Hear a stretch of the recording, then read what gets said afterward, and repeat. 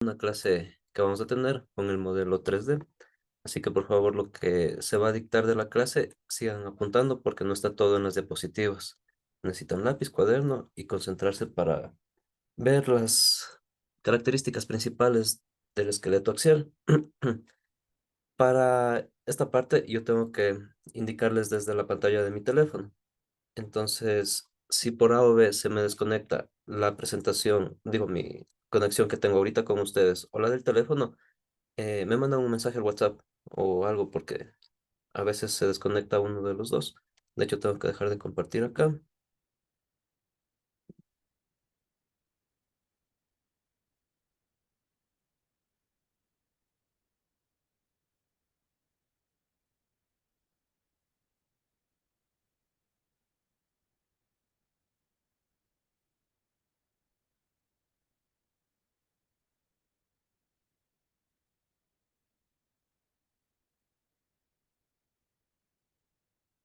Listo. Ustedes aquí ya tienen ya de forma visible el apartado de la aplicación que vamos a utilizar.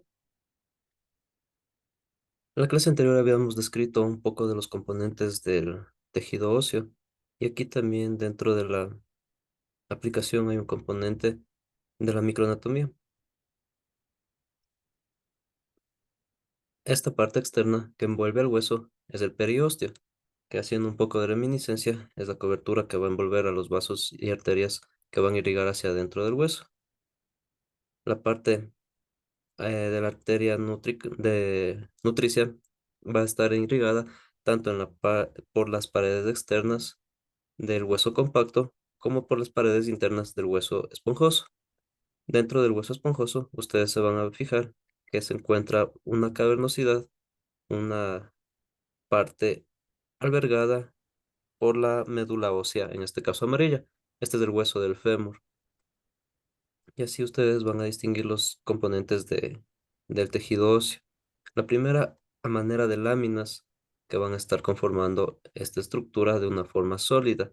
Recuerden que en esta parte es donde se van a fijar los átomos de calcio en forma de fosfatos, de silicatos, mientras que en la parte interna es donde se va a tener esta porosidad y aquí, dependiendo de la cantidad de médula ósea roja o blanca, se van a disponer el paso de distintas sustancias, tanto de afuera hacia adentro como de dentro hacia afuera, principalmente para la formación de los glóbulos rojos, plaquetas, tejido sinovial, etcétera. Así también en este hueso, al ser uno de los más largos del cuerpo, vamos a distinguir que la parte media se la conoce como diáfisis, que está en medio de las dos cabezas del hueso, y la parte externa o las cabezas se las conoce como epífisis. Esta es la cobertura troqueal. Es un modelo chévere que tenemos aquí del tejido óseo. Para nosotros comenzar a describir los sistemas axiales y el sistema apendicular, vamos a partir desde la estructura ósea de la cabeza. En esta vamos a diferenciar dos componentes principalmente. Los de la bóveda encefálica, que van a albergar al encéfalo, al bulbo raquídeo y los comienzos de la médula vertebral. Nosotros también vamos a distinguirlos a aquellos huesos que van a conformar el rostro. Esto se los estudia por separado principalmente por la función que ejercen cada uno de ellos. En el primero van a albergar a las cavidades del cerebro, dándole un hueco o una bóveda de seguridad que puede resistir impactos, puede evitar el movimiento, va a estar principalmente irrigándose con algunos vasos, nervios y también algunas arterias para que éste no pierda sus características. En la parte de los huesos del cráneo son ocho en total. Vamos a tener un hueso frontal, dos huesos parietales, dos huesos temporales bajo los parietales, un hueso llamado occipital y dos huesos interiores, el uno que se llama esfenoides y el otro etmoides. El uno se va a estar en la parte, les oculto estos de aquí, este de aquí, el esfenoides, va a estar como en la ubicación de la base del cráneo, mientras que si nosotros le agrandamos un poco, detrás de este se va a encontrar al esfenoides.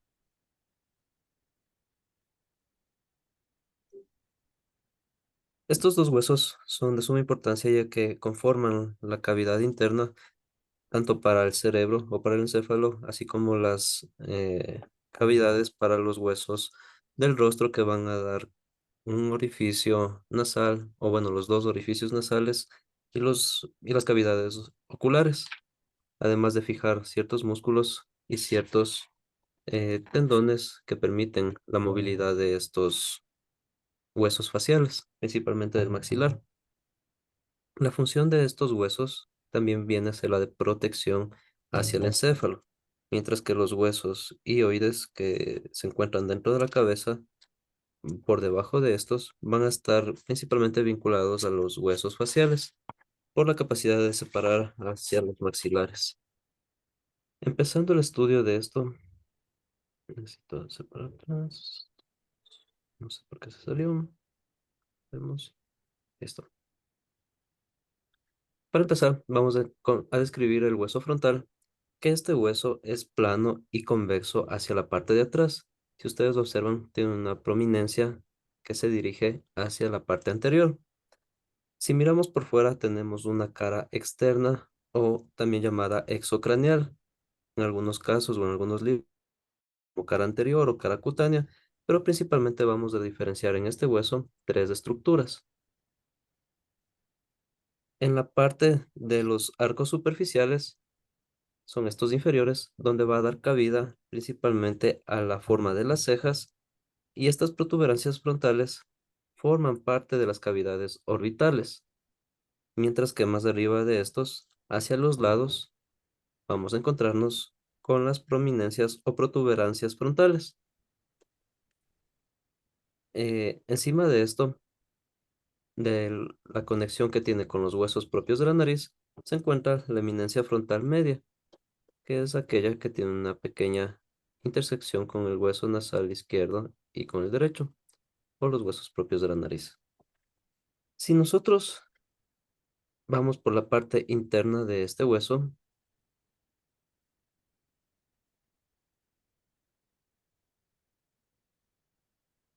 podemos observar que por el borde interior o en la cara endocraneal, esta presenta una forma cóncava, tiene una forma como de una concha hacia adentro, y en esta se van a presentar dos fosas frontales donde se alojan los lóbulos frontales del cerebro, una izquierda y una derecha. Además de esto, en el borde interior podemos identificar aquí la unión que tiene con las cavidades del etmoides, la espina nasal, aquí los oculto, aquí. Aquí va a tener la unión en la parte intermedia con la espina nasal y así también en las fosas orbitales donde se van a alojar los ojos. Así se mira por dentro este hueso. En total se articula con 12 huesos, los dos parietales, los dos temporales, dos maxilares superiores, que son estos de aquí. También se va a vincular con los huesos propios de la nariz, los malares, el etmoides y el esfenoides.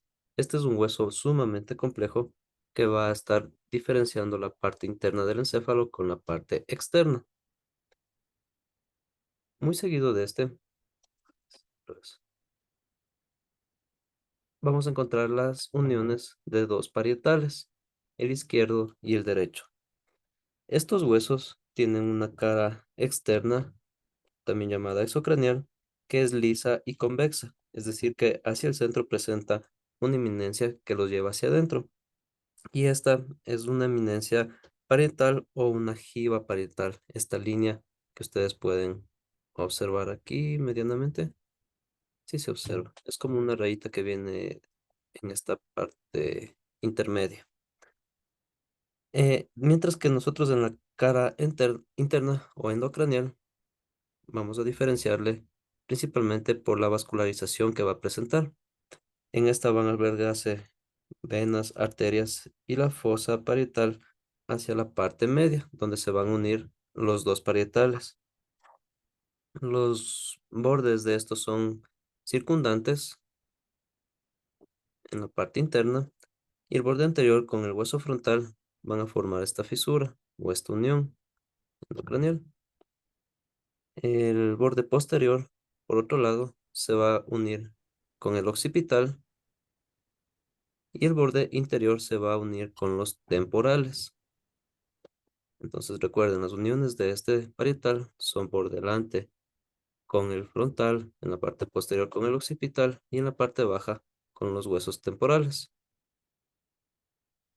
Estos huesos temporales son un caso de un par craneal, igual que los parietales, cada uno hacia un lado, y van descritos principalmente por las zonas que éste posee, o por las tres porciones, que es una porción escamosa, una porción petrosa y una mastoidea. Empezando por la parte escamosa, nosotros vamos a encontrarnos en la parte superior con una lámina delgada y convexa, que generalmente a esta se le desprende hacia abajo la apófisis cigomática. Si nosotros desvanecemos aquí, ustedes pueden observar la unión de estos dos huesos, el cigomático con el temporal. Se encuentra también dentro de este el arco cigomático, el cual va a dar cabida principalmente a los tendones y a los músculos ligados a la flexión y extensión de la mandíbula o del maxilar inferior. Así también en este hueso cigomático, nosotros vamos a describir la cavidad glenoidea o la fosa mandibular, que es la que viene detrás de los ligamentos, en esta parte. Si hacemos zoom. Bueno, esta es la mandíbula y aquí tiene un agujerito donde se van a unir. Si yo les quito aquí este otro ligamento, ustedes pueden ver aquí cómo se unen estos dos huesos. La porción petrosa, por otro lado, recibe también el nombre de petromastoidea, petrotimpánica o también llamado el peñasco. En esta fosa intermedia, sí, vale ser zoom. Ya. Este es el agujero que se une anteriormente de la mandíbula o también llamada la cavidad glenoidea con el maxilar inferior.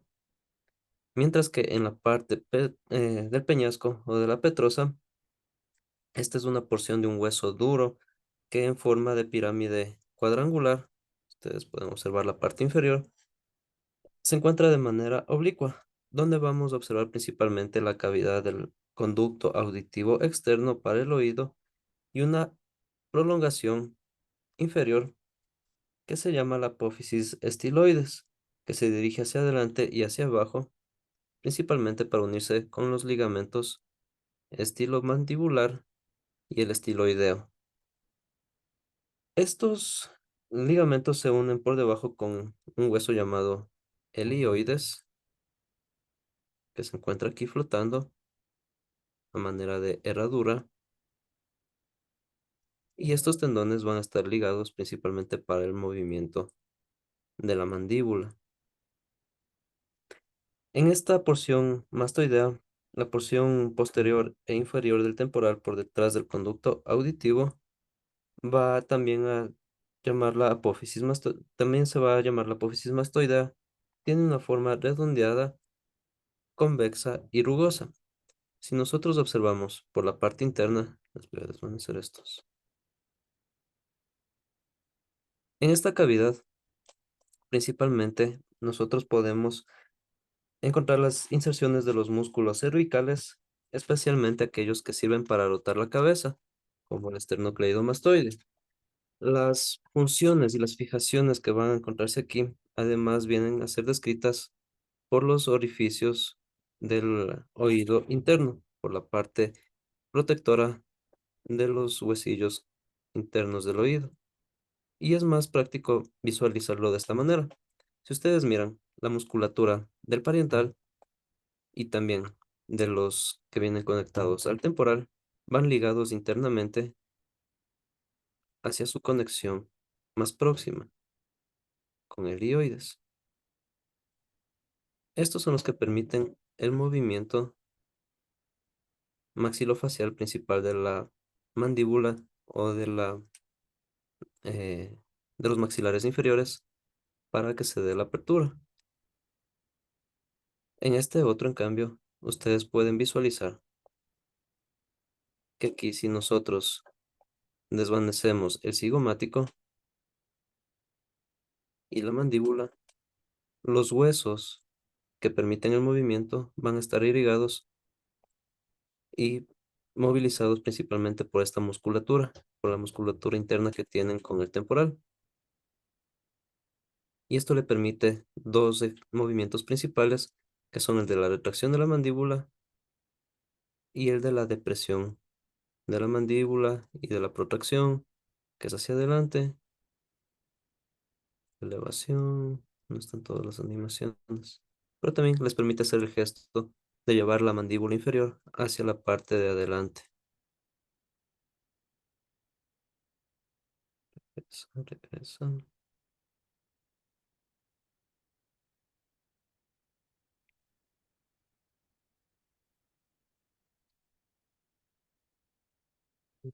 Ya, y regresamos. Seguido de estos huesos que van a estar ligados no solamente con el parietal, sino también con la parte posterior, tenemos al hueso occipital. Este hueso occipital generalmente se lo conoce por albergar al bulbo raquídeo y el nervio espinal, entre algunas arterias, venas y musculaturas inherentes al movimiento de las vértebras cervicales.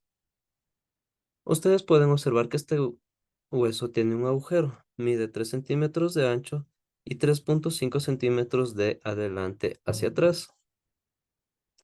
Nosotros para describir este hueso lo vamos a hacer gracias a su forma que es semejante a un rombo y el agujero que tiene en la parte inferior se lo conoce como agujero occipital o también el foramen magnum. Para señalar las tres partes que constan de la apófisis basilar, las masas laterales y la escama occipital, nosotros podemos llevar una vista interna y una vista externa o exocranial. La apófisis basilar es la prolongación que viene hacia adelante y sirve de la unión con el hueso del esfenoides. Si ustedes observan aquí, estos dos van a estar unidos por esta parte que viene delante del agujero occipital. En este de aquí también se van a estar ligando los huesos temporales que ya desvanecimos, cada uno en sus bases delanteras o anteriores. Las masas laterales, por otro lado, se van a ubicar hacia los lados del agujero occipital, cercano hacia estos agujeros chiquitos que ustedes pueden verles, que se les conoce como los cóndilos del occipital. Y la escama del occipital es una superficie que viene por sobre el agujero y esta va a estar de forma aplanada y ancha a manera de un rombo. En la cara interna del occipital vamos a observar cuatro protuberancias, principalmente dos fosas occipitales que son superiores y dos inferiores, donde se va a albergar en la parte superior el encéfalo y en la parte inferior el bulbo raquídeo, y dos canales horizontales que los van a separar en en las cavidades cavernosas de este hueso. Mientras que en la cara externa nosotros vamos a tener a la misma altura una protuberancia del occipital, una cresta externa que hace de la protuberancia y las curvas occipitales que se van a unir en esta parte, principalmente para hacer las curvas superiores, cada una de la izquierda y de la derecha, van a formar parte de esa protuberancia o de la cresta occipital. Este hueso es de particular interés por la musculatura que permite los movimientos de flexión y de extensión del cuello. Este es el movimiento de flexión. Recuerden que dentro del plano coronal vamos a tener los movimientos hacia adelante como flexión, hacia atrás como extensión del cuello. Observen ustedes que parten desde el occipital y también se involucran los temporales hacia los paravertebrales. Tenemos el gesto de flexión lateral. Se involucra ahí el trapecio, la extensión del cuello, este ya estaba. La rotación de la cabeza, que es una rotación ipsilateral, es decir, cuando ustedes dicen no, este es el movimiento ipsilateral. La rotación contralateral, como dice su nombre, va en contra de las fibras. Este ya está. Bien. La flexión lateral del cuello, que toda esa musculatura viene por la parte posterior. Entonces aquí van a tener el esplendio cervical, el esplendio de la cabeza, unos músculos chéveres que más adelante vamos a ver. Pero todos estos van a tener el mismo origen en la parte anteroinferior del hueso occipital. Hacemos,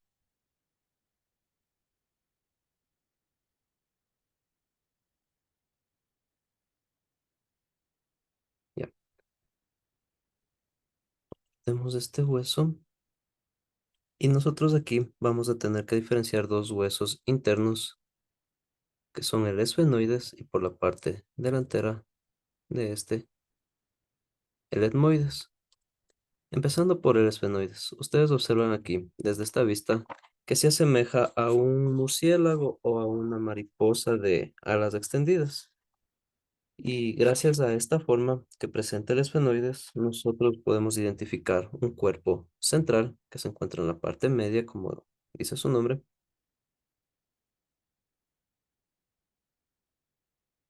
El cuerpo central, dos alas superiores, dos alas inferiores, o también llamadas alas menores, y dos apófisis del pterigoides. Las apófisis del pterigoides son aquellas que vienen vinculadas desde el cuerpo central o medio hacia la parte interna del cuerpo principal o del cuerpo central.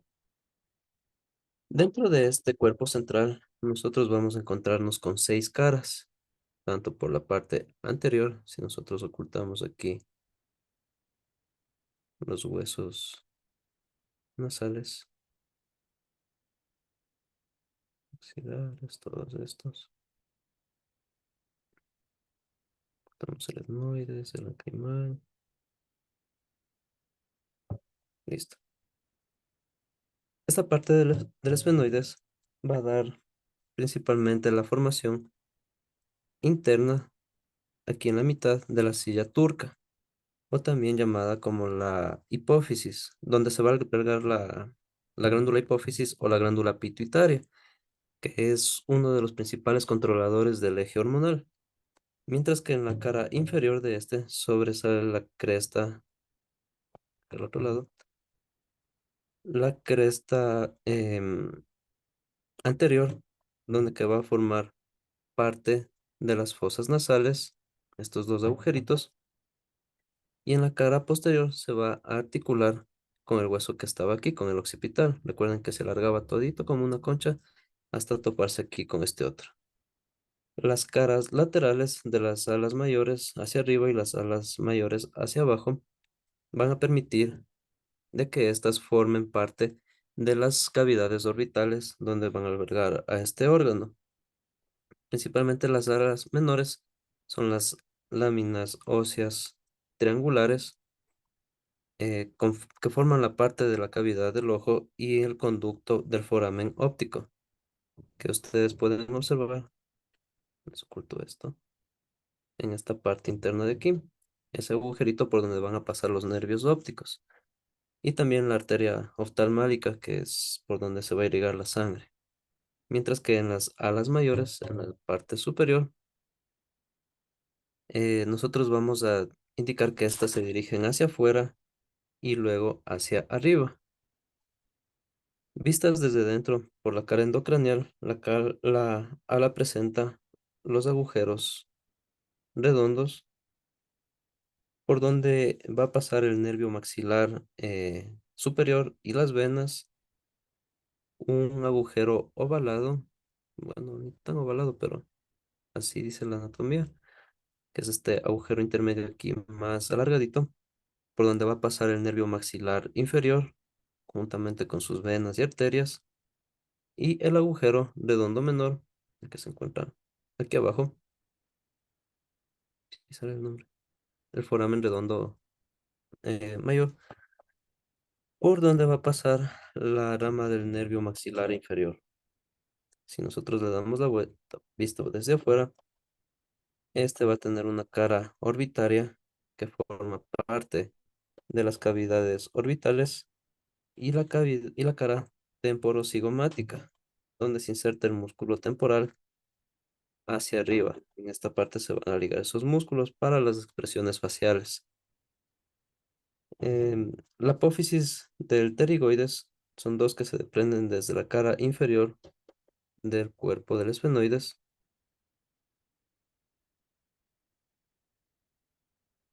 Tengo que ocultarles estos de aquí.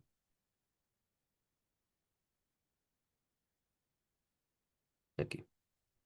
En esta parte inferior se van a vincular las apófisis del pterigoides con un orificio de un conducto vidiano donde van a pasar los nervios y vasos sanguíneos.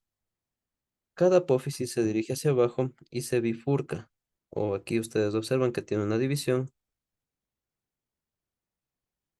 principalmente una ala interna y una ala externa, a manera de un gancho, para que la pterigoides inserte los músculos pterigoideos que intervienen durante la masticación, en la parte del movimiento de la mandíbula. Este músculo es uno de los divisores tanto encefálicos como maxilofaciales, conjuntamente con el esfenoides. Regresemos. Se me fue mucho. Aquí. Si nosotros ocultamos este de aquí, el frontal, nos vamos a encontrar con el esfenoides.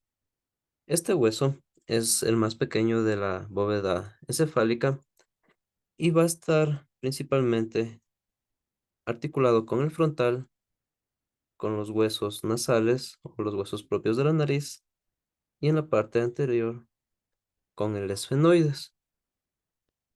Este hueso tiene algunas particularidades.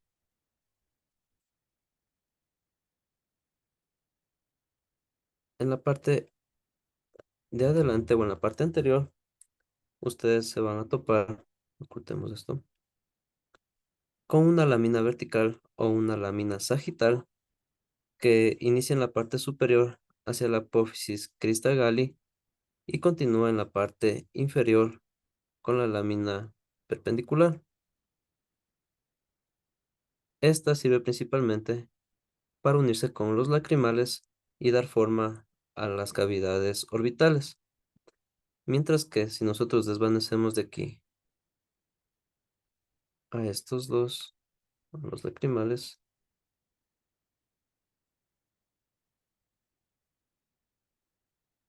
lámina perpendicular, perdón, un minuto por favor.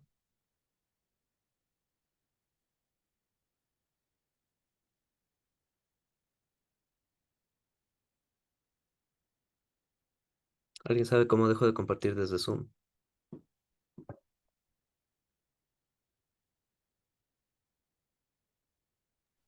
Creo que hay una pestaña que sale allí, dejar de compartir. Y ya. No, ya compartí desde la computadora. No conozco ese número. ¿No era alguien de ustedes? Bueno,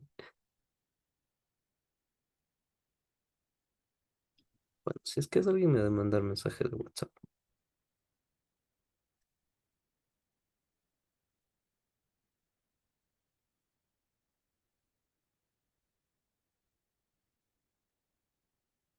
Vamos a ver atrás, aquí. Asimismo, el etmoides va a formar conjuntamente con los cornetes, el izquierdo y el derecho, parte de los orificios nasales, y se salió otra vez, parte de los orificios nasales, conjuntamente para que estas masas laterales eh, den lugar a las cavidades semicerdilias o las células etmoidales.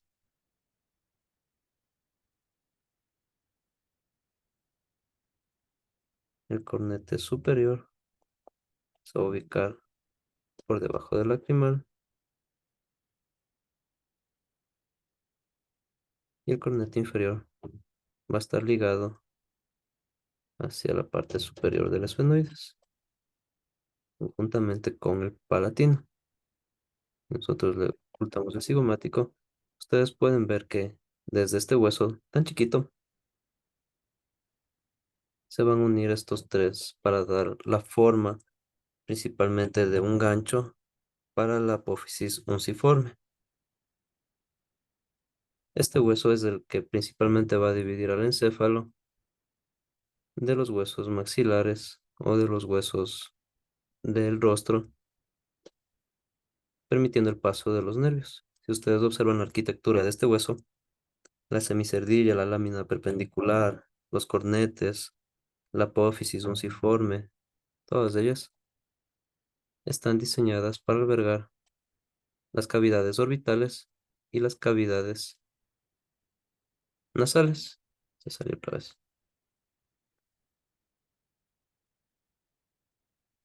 Aquí. La fosa craneal, ustedes la pueden observar fácilmente aquí como por el agujero del occipital va a partir los nervios desde la parte del cerebro y en la parte anterior de esta va a estar ubicado el encéfalo o el bulbo raquídeo. En este otro corte es más fácil ver cómo van a estar vinculados los parietales, el frontal, el temporal, el esfenoides y el occipital para que den la cabida hacia el encéfalo. Del temporal se van a separar aquí para dar lugar al cartílago auricular, la cavidad externa del oído, la cavidad interna. Son chéveres estos cortes. Y aquí tienen una sutura horizontal. El hueso del esfenoides sirve como base para fusionar tanto los temporales como el occipital. Y aquí en la parte interna del etmoides, bajo del frontal, va a formar parte de las cavidades de las órbitas y de las fosas nasales.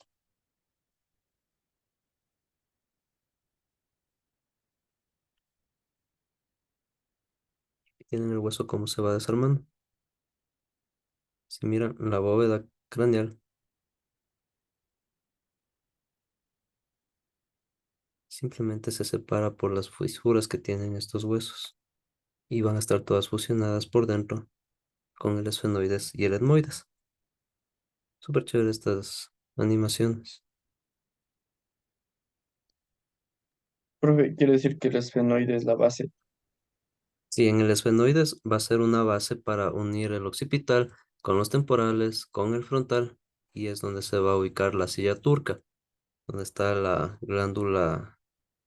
eh, eh, la glándula eh, del, de la pituitaria o de la hipófisis, donde se controlan muchas hormonas dentro del cuerpo. Por eso hay casos de estudio que representan a esta como una glándula que controla todo, o en algunas religiones inclusive se la conoce como el tercer ojo, está ahí metido, que regula bastantes cosas dentro del cuerpo. Uy, se me fue mucho. Listo. Eso en cuanto a los huesos de la cavidad encefálica. Los huesos del rostro van a estar divididos por sus partes principales del maxilar. Tenemos un maxilar izquierdo y un maxilar derecho, que también se las conoce como maxilas, y estas se ubican por debajo de las fosas orbitales, sobre la cavidad bucal, y esta va a estar por fuera de las fosas nasales. Aquí tenemos los huesos propios de la nariz. Para nosotros describir a este hueso, tenemos una cara externa y una cara interna.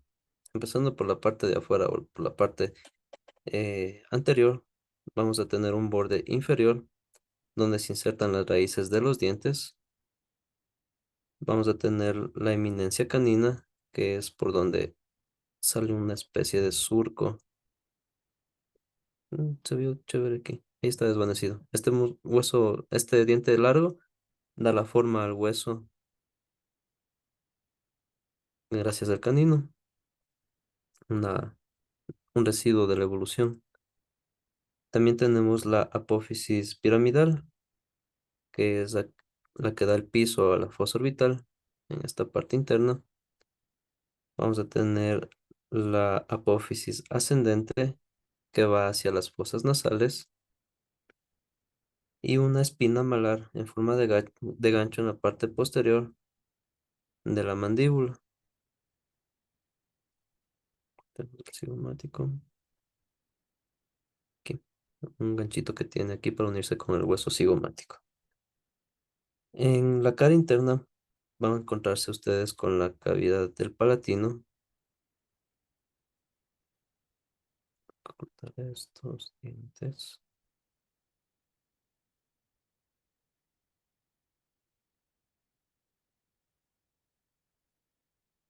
Aquí, en la parte interna, detrás de la cavidad bucal, va a estar conformando una parte del paladar. Y así también, aquí en el otro lado, les oculto esto, esto, esto. Son muchos dientes.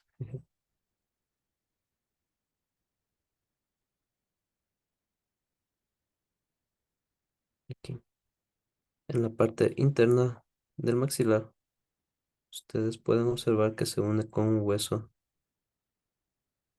que ya lo oculté, creo. Sí, aquí va a estar unido con el palatino. Y ya se me salió. Más lo que quito todo.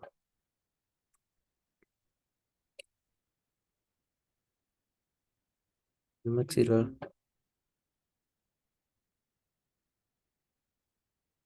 Tenemos de este.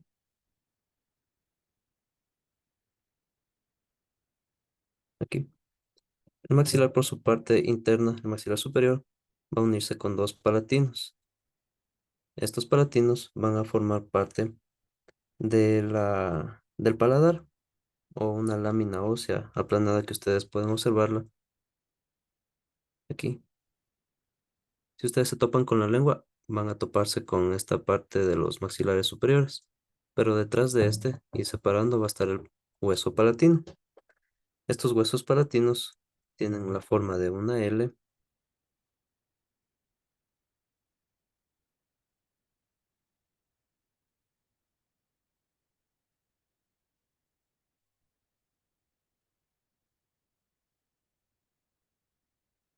Aquí, ahí está fácil. Tienen forma de una L. Son dos láminas, una vertical y una lámina horizontal. La lámina horizontal sirve para la separación entre la cavidad nasal, la que viene por sobre esta, y la cavidad bucal, que viene por debajo de esta. La cara inferior de esta cavidad, de la lámina horizontal, perdón, permite la formación posterior del paladar, y la cara superior forma la base de las fosas nasales. En la parte más elevada de acá arriba, conjuntamente con el etmoides, va a estar formando las cavidades nasales. Este hueso, por su lámina vertical, podemos observar tres hipófisis. La apófisis orbitaria, que va a estar vinculada con las cavidades orbitales, va a formar parte del piso de la órbita.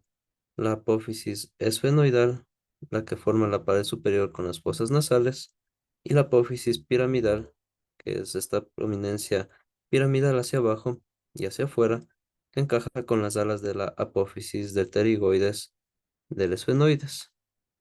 Parece trabalenguas, pero estos huesitos de aquí van a estar vinculados en la parte inferior.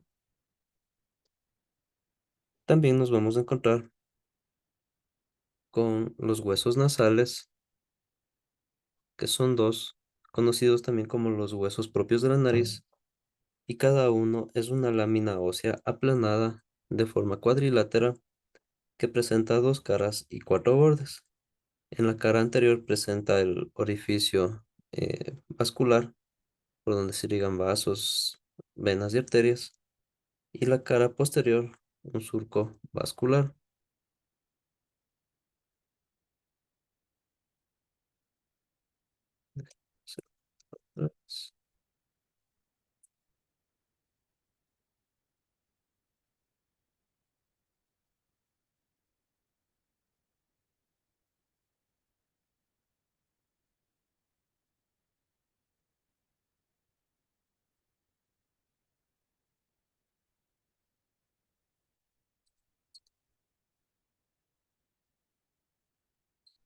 Más fácil.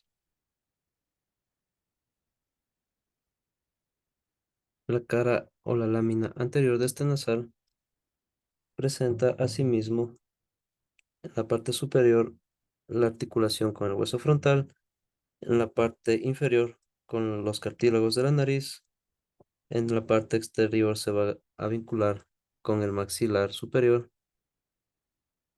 en esta parte de aquí, y en la parte interna se vincula con el otro hueso nasal. Los huesos que nosotros vamos a encontrar también muy cercanos son los lacrimales, o también llamados unguis, que van a formar parte de la cavidad orbital de los huesos que se encuentran por detrás de los nasales y son los huesos más pequeños que tiene la cara. Se representan como delgadas laminitas en forma rectangular. Tienen asimismo dos caras y cuatro bordes. La cara externa tiene una cresta lacrimal y mm, como un surco, como una protuberancia que forma el conducto lacrimonasal. Por esta parte interna de aquí, si ustedes observan, van a pasar las dos, las dos partes. En la parte de acá están las cavidades orbitales y en la parte inferior las cavidades nasales. El hueso vomer que se encuentra aquí por detrás de los huesos nasales es un hueso impar que se ubica verticalmente en la parte posterior e inferior de las fosas nasales. Aquí ustedes tienen los lacrimales y por debajo los nasales, principalmente para que forme parte del cartílago del tabique y formar así el tabique nasal. Este hueso de aquí, si ustedes lo observan, va a estar también ligado con el esfenoides y a sus lados va a tener los palatinos. Vienen finamente unidos por su parte antero inferior. Es una unión muy, muy imperceptible casi. Aquí, la parte interna de los palatinos en la lámina horizontal, juntamente con el vómer. También tenemos el maxilar inferior, que está aquí. No son escasas. El hueso maxilar inferior o la mandíbula también es uno de los huesos más grandes de la cara y es uno de los más resistentes, que a diferencia de todos los demás es el único hueso móvil de la cabeza. En este nosotros vamos a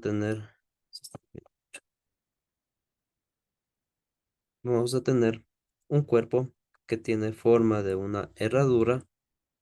Por la parte inferior ustedes pueden visualizarlo mucho más fácil. En la cara externa de este hueso vamos a encontrar una sínfisis mentoniana, que es la parte externa de aquí. Una línea oblicua que tiene hacia los dos lados un agujero mentoniano por donde va a dar paso a los nervios y vasos sanguíneos, mientras que en la cara interna presenta cuatro eminencias. Tenemos este. Las eminencias interiores de este hueso va a dar cabida principalmente a los músculos genigloso y al genioideo. La apófisis del geni, como se la conoce, va a tener vinculados también la cavidad para los dientes o para las raíces de los dientes inferiores de la cavidad bucal, mientras que las ramas del maxilar inferior son rectangulares, alargadas y ascendentes, principalmente se van a dirigir hacia arriba. Ustedes observan aquí que la articulación o que la forma en que estas van a estar sujetadas son principalmente por los cóndilos y por los ligamentos que vienen desde el músculo temporal, desde los huesos y los músculos que se insertan en el temporal. En la parte interna de este hueso vamos a tener también vinculado al cóndilo, que es el hueso ioides, que aquí está desvanecido.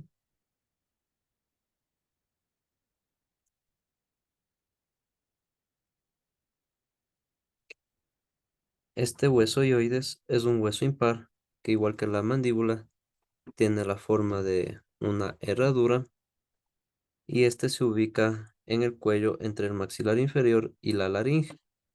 Visto desde este plano es un poco más fácil de identificar. Y con otros huesos se va a unir principalmente por los ligamentos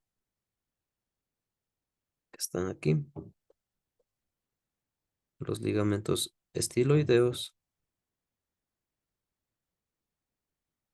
y el ligamento estilomandibular.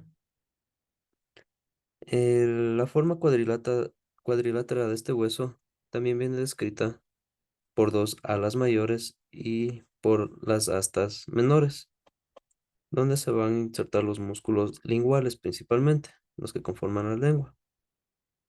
El asta menor de este hueso ioides también va a estar insertado con los ligamentos y la apófisis de estos huesos con el temporal, con la parte superior.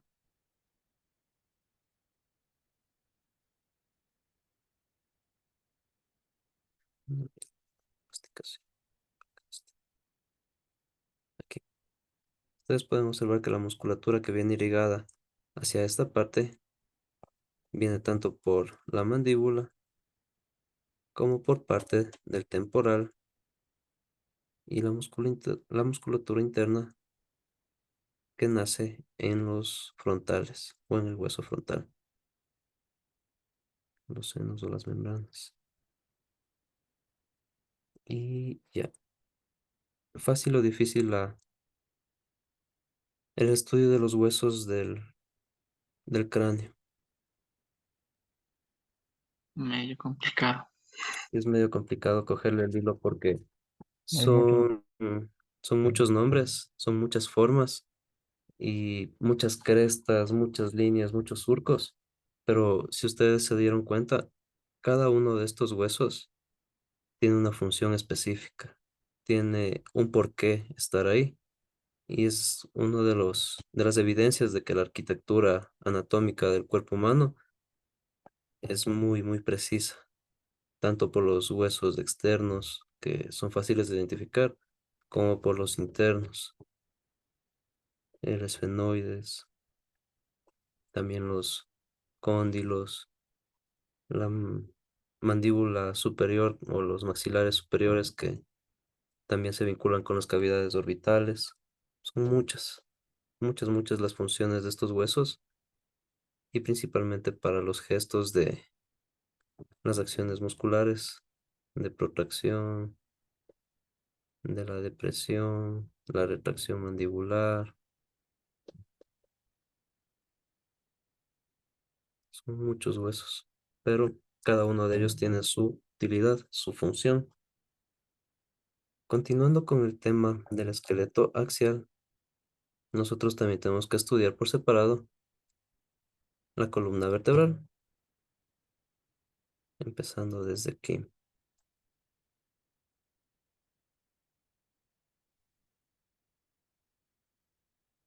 Hacemos estos. Dice, Ujú. dice la compañera Jennifer que le acepta en la reunión que se le ha ido la luz. Espérenme, le pongo como confitrión a Rowin, porque desde el celular solamente me llega la notificación de que ya me estoy quedando sin batería. Ya, ahí sí es que, Rowin, si es que le ve a la compañera que está en sala de espera, por favor, le admite. Ya, pero no hay nada. Sí, yo también ya vi ahorita en la compu y no hay nadie en la sala de espera. Listo. Nosotros para describir el estudio de la columna vertebral, tenemos que señalar principalmente que esta, conjuntamente con los huesos del tórax y de la pelvis, se estudian conjuntamente para separarlos de los miembros superiores e inferiores. En la columna vertebral, nosotros nos vamos a encontrar con 33 huesos cortos e irregulares llamados vértebras. Las primeras están superpuestas y tienen movimiento, las cervicales, mientras que las 9 últimas están soldadas formando el hueso sacro o la coxis, que es esta parte inferior de aquí. Ahí se ve mejor. En total vamos a tener 7 vértebras cervicales, 12 torácicas, 5 lumbares, 5 sacras y 5 coxígeas.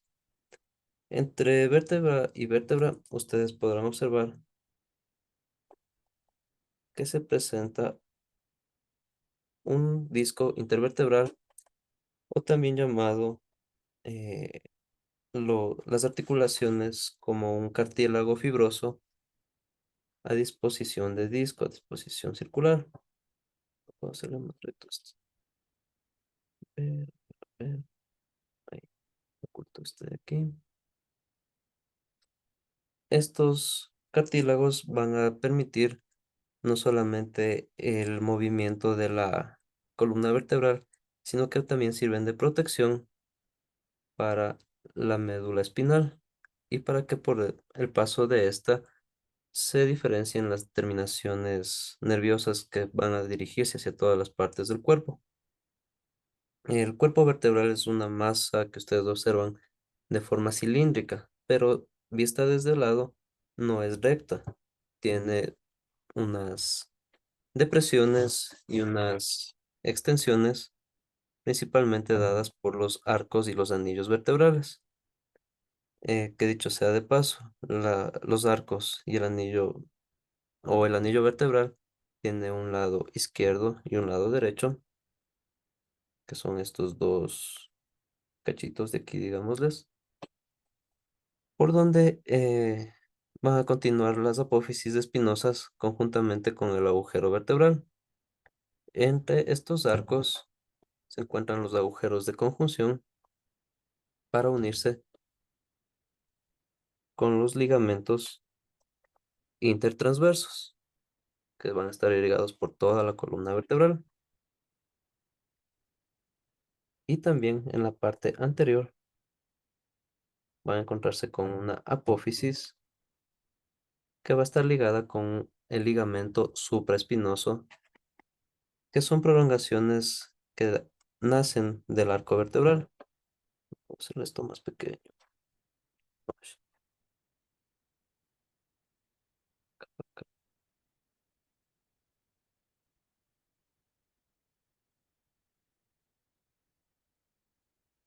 aquí se ve un poco mejor.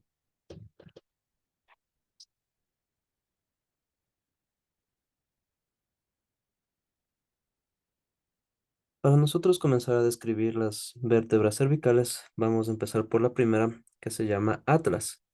Esta vértebra no tiene cuerpo, no tiene apófisis, una apófisis espinosa y carece de movimiento. Presenta dos masas laterales. Espérame, les oculto esto, esto y esto. Esta vértebra es la primera de las vértebras también se la conoce como atlas. Y si ustedes observan, presenta dos masas laterales unidas por dos arcos, uno anterior por delante y uno posterior. Em, Cada cara inferior de la masa lateral va a formar una fosa articular interior. En este agujerito que ustedes observan aquí, van a estar pasando los tejidos nerviosos del sistema nervioso. Tiene un cuerpo pequeño del cual ustedes pueden desprenderle, o si ustedes se fijan, va a estar situado en la base del occipital.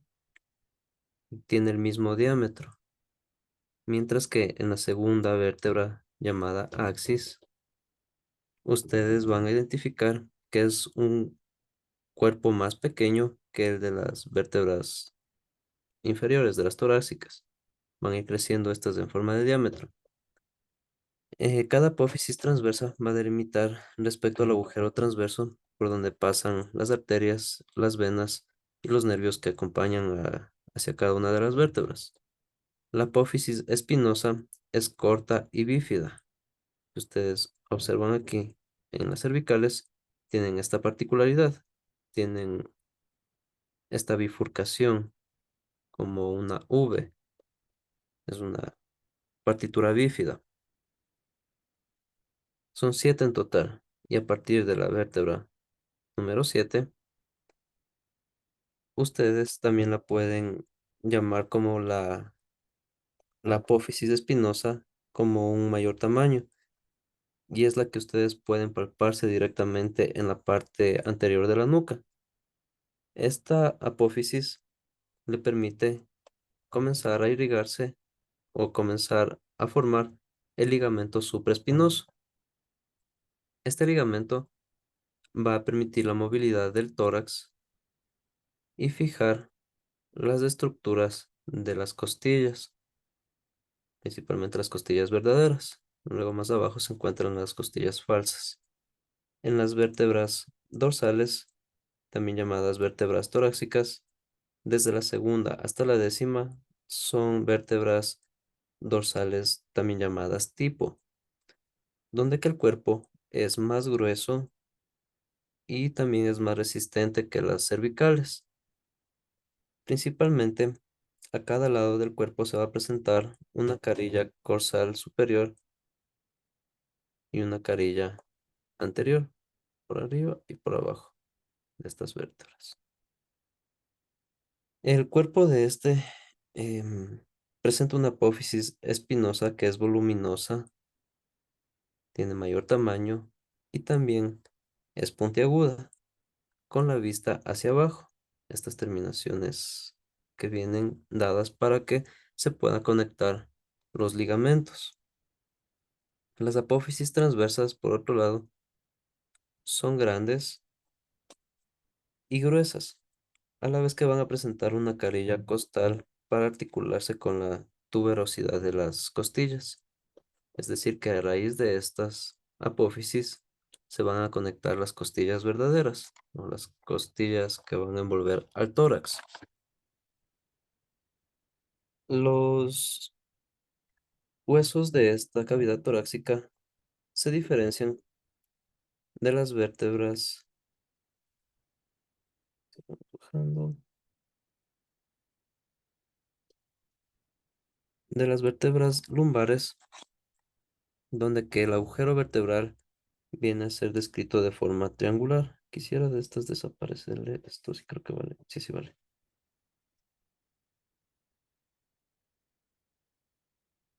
Aquí está un poco más fácil, pero no le tiene. El agujero que ustedes van a encontrar desde las vértebras lumbares es triangular, mientras que en el anterior, hasta las vértebras torácicas, quisiera verle por debajo, son circulares. Esa es una de las particularidades para diferenciar estos dos tipos de vértebras. Además de que las apófisis transversas son largas y puntiagudas, a diferencia de las anteriores, que eran más gruesas. El cuerpo de este es mucho más voluminoso y resistente que todas las demás vértebras. La apófisis espinosa es gruesa y también es casi rectangular. Sí, sí puedo. Ya caché. Aquí. Qué genial. Ya caché cómo moverle esto. Si ustedes observan aquí, quitando el ligamento, tenemos esto. Esta terminación de la apófisis es mucho más gruesa y principalmente tiene esta característica por los músculos que se van a insertar aquí del cuadrado lumbar, que son los más resistentes dentro del cuerpo. Además de eso, las vértebras que van a encontrarse en la parte inferior, después de las lumbares, en esta parte interna de aquí, detrás de los ligamentos, para hacerles un, sí, para iniciar a las vértebras sacras, las 5 vértebras que se fusionan aquí en la parte inferior, eh, a semejanza de una pirámide cuadrangular invertida, tiene una cara anterior y una cara posterior, o una cara interna. En la cara anterior, ustedes van a encontrar 4 líneas transversales de aquí abajo. Profe, ahí no, ahí apareció el hueco que nos dijo que nos quería mostrar. Aquí sí se quitó. Tenemos aquí los ligamentos, quitamos esto. Aquí, en la forma como se van a vincular esta parte. Ya les muestro. Pero primero la parte externa. Les describo la parte externa y les indico eso. En la parte externa, o en la cara anterior, ustedes van a encontrar estas 4 líneas transversales o las líneas de fusión de las vértebras. Son estos dos prominencias que ustedes encuentran aquí, tanto por la parte anterior como por la parte interior. Quitamos el disco intervertebral. Aquí, rota, rota. Ya. Ustedes observan aquí la diferencia entre estos discos lumbares, por donde las terminaciones nerviosas van a atravesar y llegan y se acentúan en esta base. Principalmente aquí, ustedes van a encontrarse, además de los orificios del sacro, eh, desde esta particularidad, desde este agujero más diminuto de acá adentro, se van a ir inervando todas las terminaciones de los nervios y los vasos sanguíneos, mientras que en la parte interna forma una cavidad cóncava, o sea, hacia adentro, por donde pasa la cresta sacra y corresponde a las apófisis espinosas.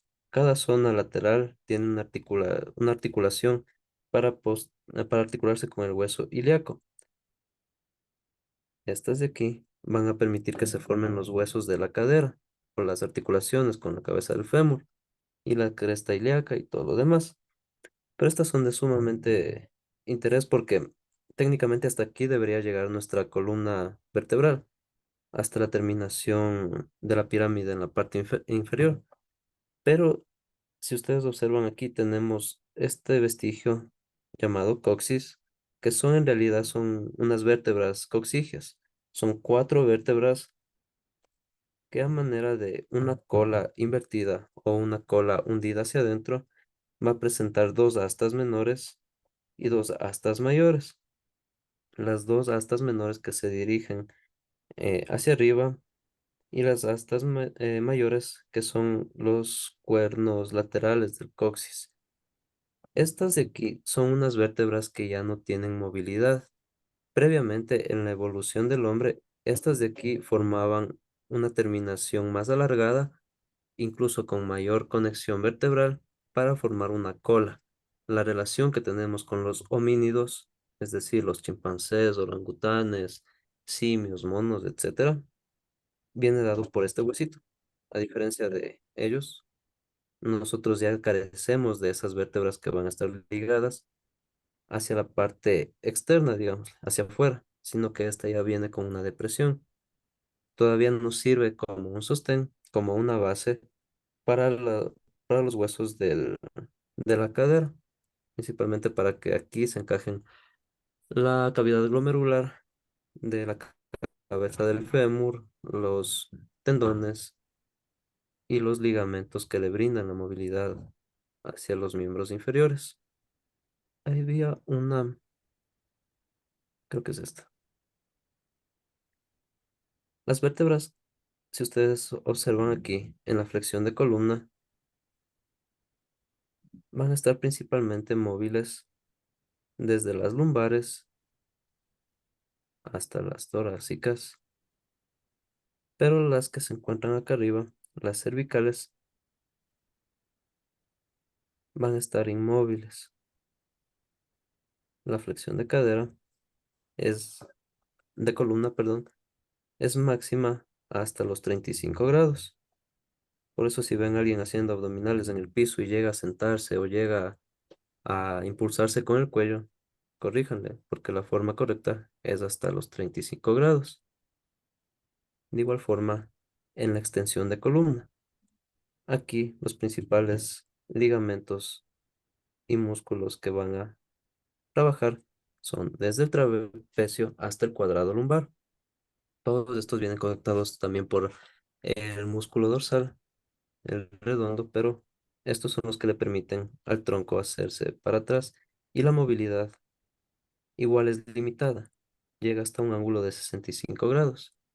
Más allá de eso, aquí en las partes de los discos intervertebrales puede desprenderse un nervio y pinzarse, lo que se le conoce como una lumbalgia, llamémosle como una tendinopatía de los discos intervertebrales.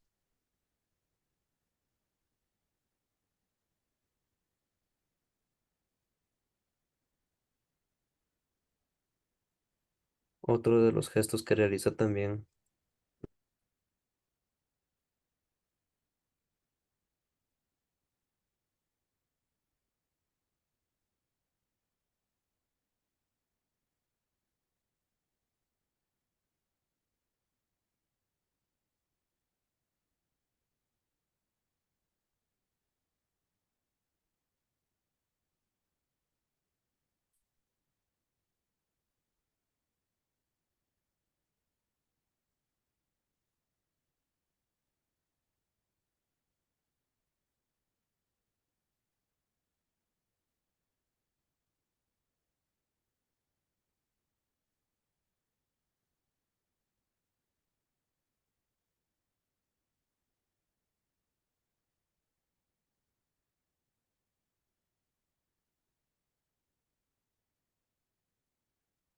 creo que se me desconectó el audio, ¿verdad?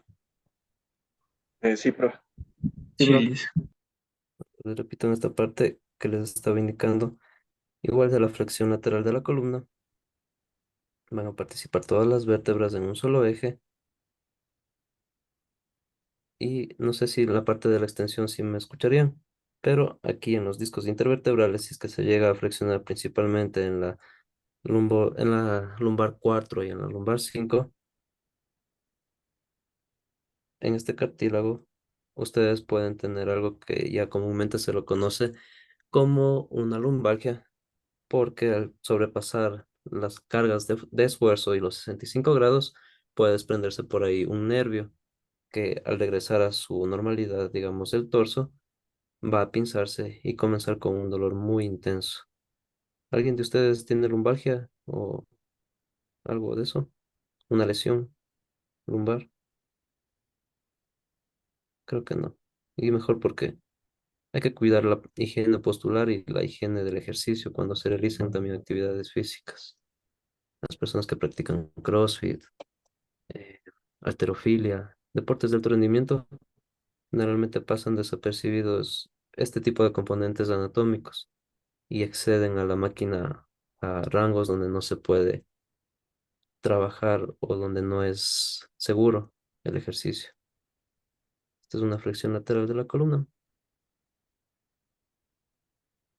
Y eso en cuanto a la columna. Veamos ahora los del tórax.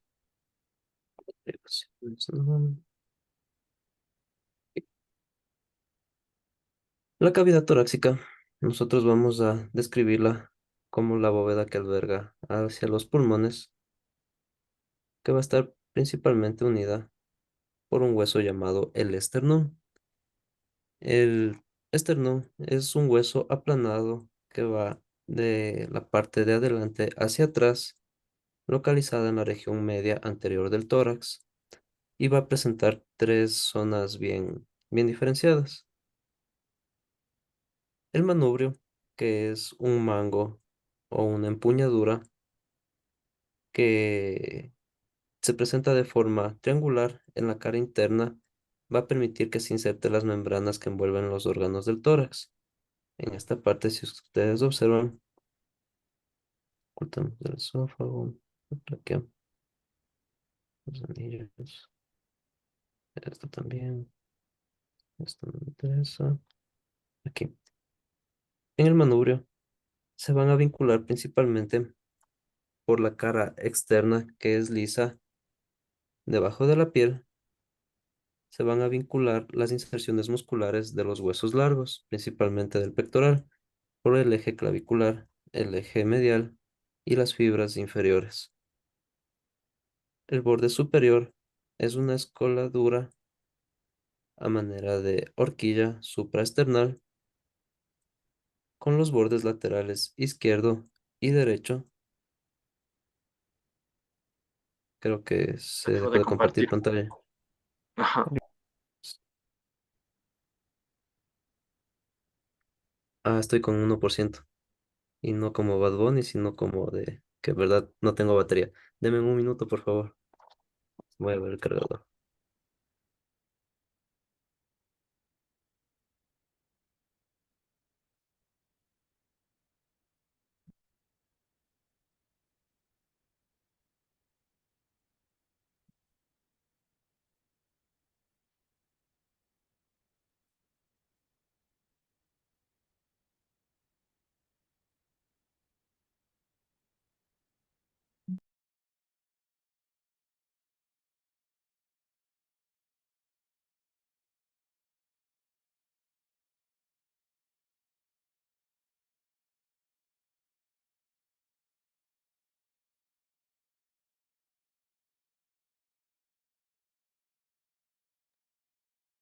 Creo que ya.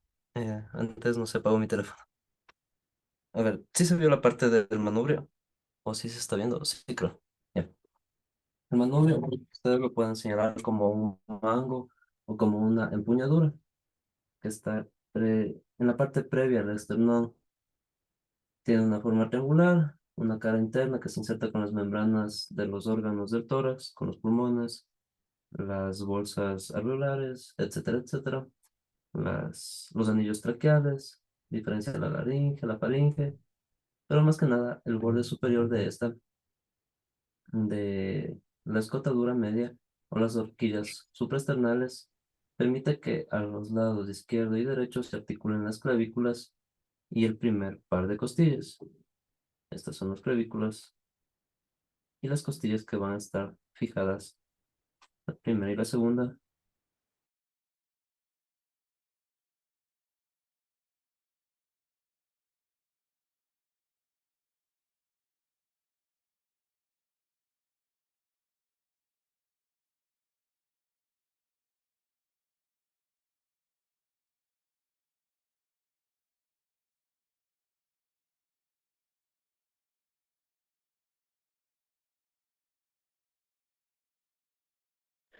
Profe, se le desactivó el audio.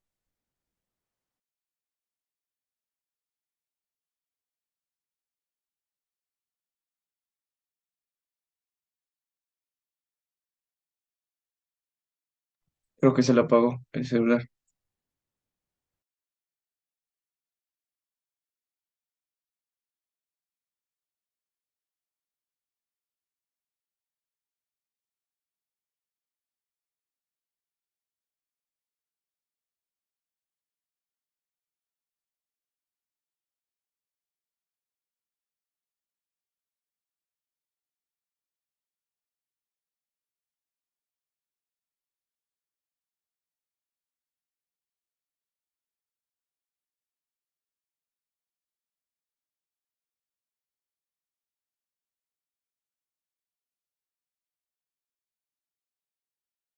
¿Por qué me sacan de la reunión? ¿Qué mal les he hecho? Solito se salió, Se profe. salió solo, profe. Creo que es por el internet, o viendo el teléfono o viendo la computadora. Pensamos que se Pero apagó su lo celular, mismo me profe. pasó el otro día. Sí, ahorita ya está aprendiéndose. Deme un minuto hasta que recupere un poco de energía.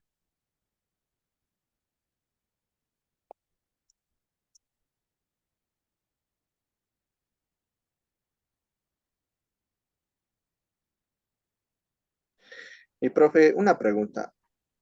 Ujú.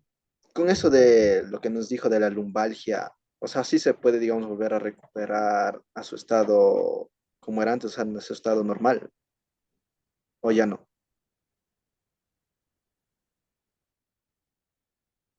Sí, sí se puede, con terapia y con rehabilitación, principalmente los gestos que van ligados a una tensión mecánica por la parte de los tejidos musculares, que serían los erectores de espinales, el cuadrado lumbar, trabajar los fijadores de la cadera, eh, el, el glúteo máximo, el medio, trabajar la parte de tensión y resistencia por los isquiosurales,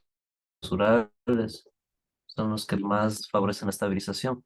Y obviamente no se quita toda la lumbalgia al 100%, pero en casos de, digamos, de recuperación por entrenamiento con fuerza, por resistencias y terapias, sí llegan a recuperarse en un 90-95%, pero siempre y cuando se continúe con los protocolos indicados. Pero si es algo muy, muy grave, como una hernia discal, ahí ya es casos de cirugía.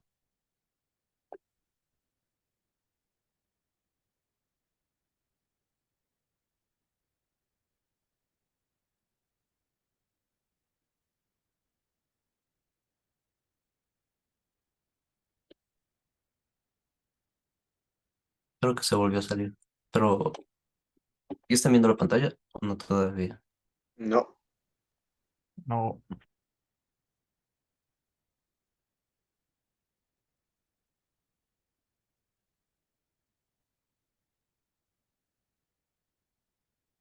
Hasta que se cargue. ¿Qué tal? ¿Fueron a la universidad hoy día a eso del Inti Raymi? No, profe, ni No nos nos invitaron. invitaron, profe. no he sabido. Bocado. Ayer habían pasado un comunicado, bueno, para los profesores. Nosotros somos los olvidados de la U. Yo cacho que sí, porque no les han puesto en el programa. O no sé, las chicas, las señoritas de este curso van a salir en el pregón. Recién ayer nos enteramos que vamos a salir en el pregón. En serio, qué chévere. Yo también salgo. Ahí nos vemos, profe, asomará. Chévere, profe. ¿Quiénes nomás van a salir? Todos los hombres de este curso y unas 5 mujeres. Porque dijeron que solamente iban a salir señoritas estudiantes como Catrinas. No hay muchos trajes, profe. Iban a salir solo 10 mujeres, o sea, 5 de cada paralelo. Por eso sacaron más hombres. Mm. Bailar entre hombres ahí. Y ya repasaron, ya tienen la música o cómo van a hacer. El sábado es todo fijo. Ahí vamos a hacer todo, profe.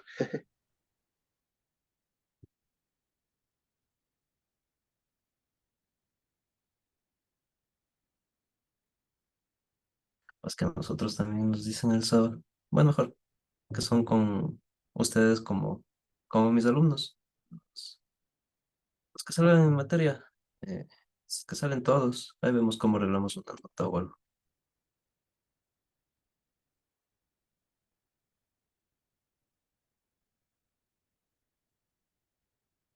Ya pueden visualizar la pantalla.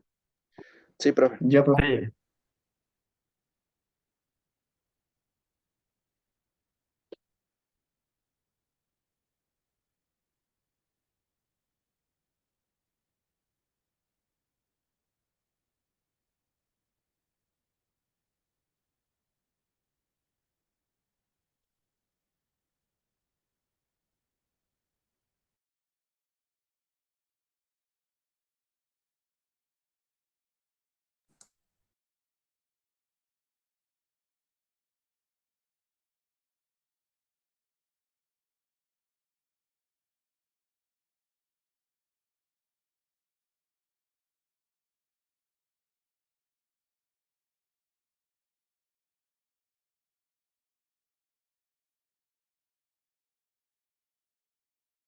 Ok, no sé qué le pasa a mi teléfono, ya no quiere colaborar. ¿Será que se reprodujo ahí?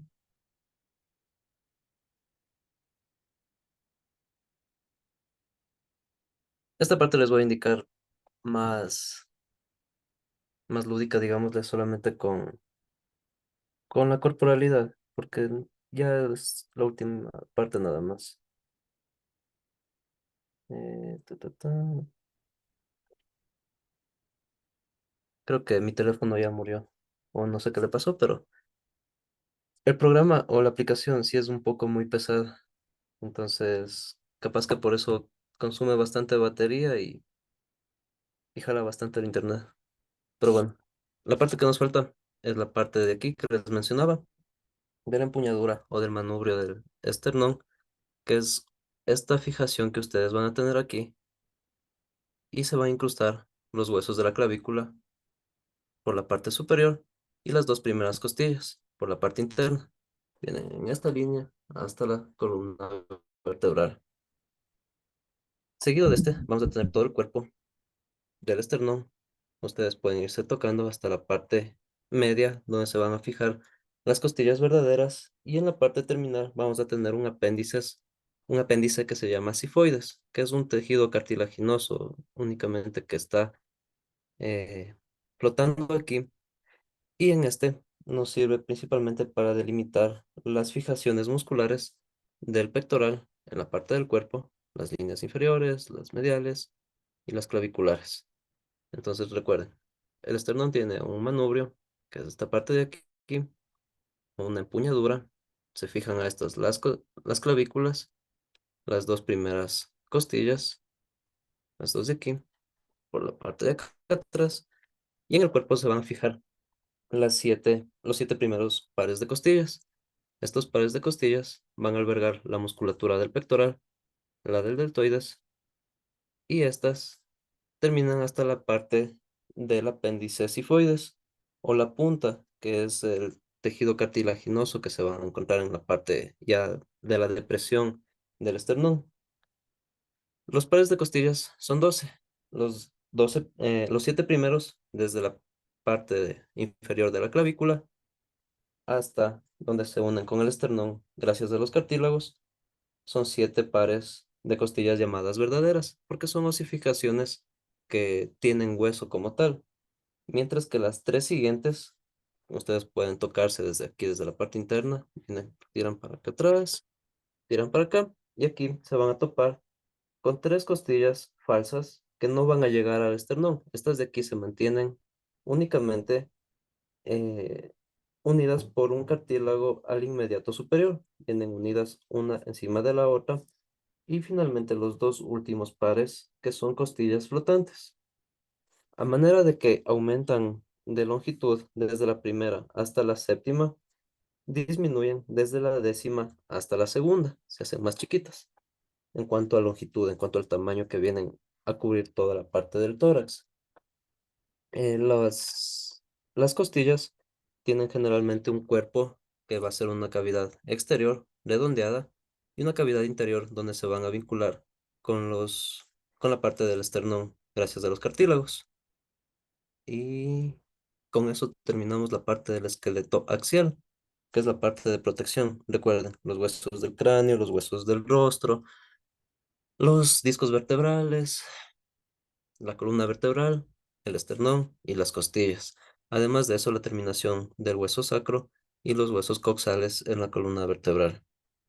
Lo que más quiero destacar de este esqueleto axial o del estudio de esta parte es que no se aprendan todos los huesos, no que se aprendan todas las crestas, todas las caras, todas las formaciones, sino lo más importante, cuál es la forma, con cuál vienen vinculados o con cuál se van a articular. Los de la bóveda craneal, los del occipital, por ejemplo, se vinculan con el esfenoide, se vinculan con el temporal, me señalan aquí los huesos temporales. Creo que de la parte más práctica es la parte que van a poder repasar con el deber que les voy a enviar.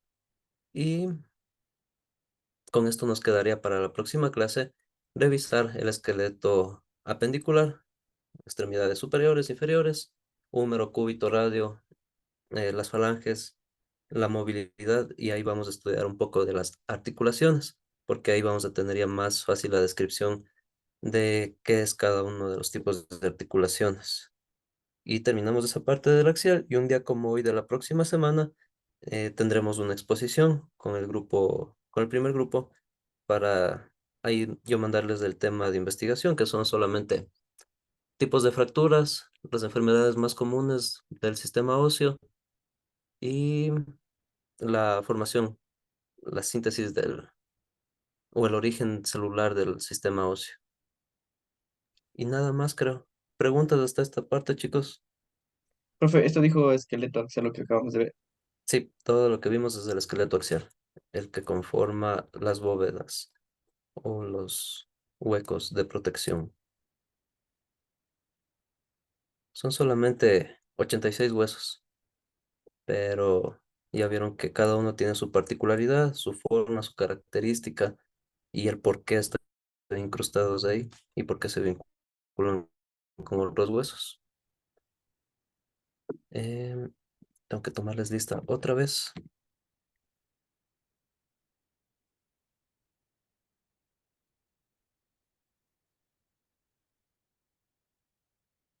Y salen ustedes corriendo mañana. Mañana creo que es. No, No, Y el de la sesión solemne tampoco participan. casi en no. nada participamos nosotros. Solo en el baile nada más.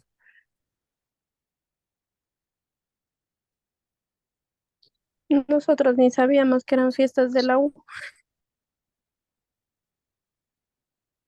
Yo tampoco.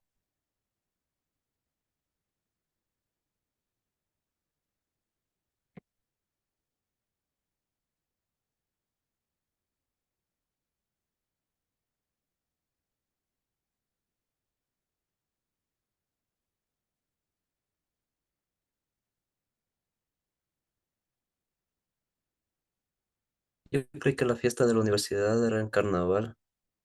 Esa sí es una fiesta grande.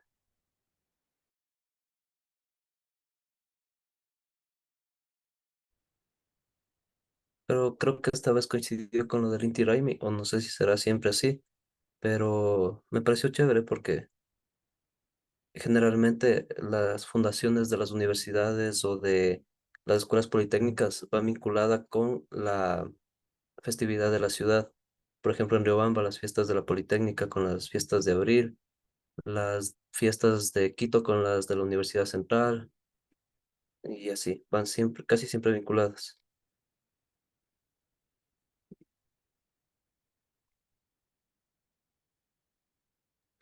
¿Y qué tal son los carnavales por allá, profe? No conocen los carnavales. Yo no. ¿De dónde eres, Robinson? De Ambato. Ya está. Ah, son los carnavales más chéveres del país. No he ido tampoco a otros, pero supongo. ¿De qué ciudad dicen? Mandé. Ay, ay, ay.